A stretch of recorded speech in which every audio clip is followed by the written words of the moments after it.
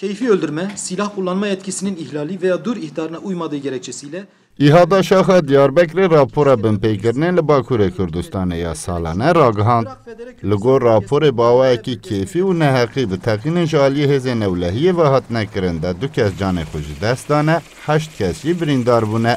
Dîsat sala 2021 da dişer û pevçûnên li bajarên Bakur da 45 hêzên asayişa Tirkiyeyê û 27 endamên PKK canê xwe ji dest dane, 2 kesên sivîl jî hatine kuştin. Serokê İhada Diyarbakırê Abdullah Zeytun jî balê kişand ku binpêkirin li bajarên Bakur li gor Tirkiyeyê giştî gelek zêde ne û ev binpêkirin jî bi polîtîkayên kêşeya Kurd ve girêdayî ne. Ev mafên binpêkirin li herêmê zêde ye Tirkiye.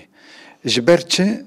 Ji ber herêmê pirsgirêka Kurd heye, çareserî nebiye û bi vê pirsgirêka Kurd iktidar dixwaze bi polîtîkayên şer, bi polîtîkayên çekî bi çareser bike. Em dibêjin ki Kurd û mafê wan mafê kê hatiye binpêkirin mafê wan gere were naskirin û ji bi vê naskirinê jî gere Tirkiye vî rastiya xwe jî bi rûbirû rûne û vê mesela xwe çareser bike.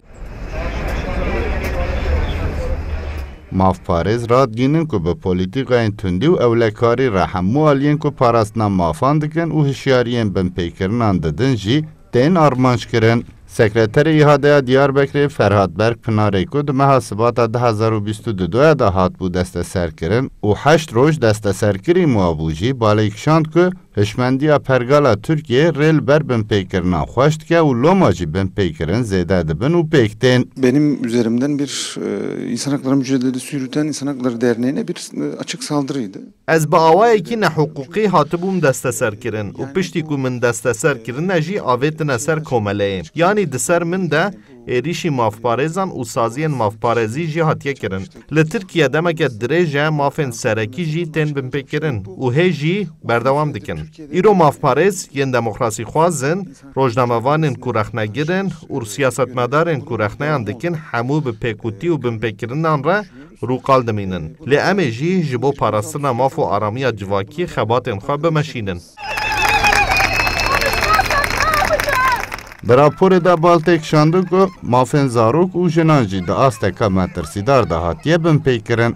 Di teqîna mayînan da 2 zarok, bawayekî şikbar 9 zarok, bi destê malbatê 4 zarok, bawayekî xwekujî 12 zarok û di êrişê nav civakê de 4 zarok hatine kuştin û canê xwe ji dest dane. Dîsa 38 jin bawayekî şikbar mirî hatine dîtin, 21 jin xwe kuştine, 32 jin bi destê malbatê hatine kuştin û 10 jin jî di êrişên nav civakê de hatine kuştin. Li 18 jinan jî destdirêjî hatiye kirin û 15 jin jî bi pêkûtiyên laşfiroşî re rûqalmane. Sıddık Eren, Kürdistan 24, Diyarbakır.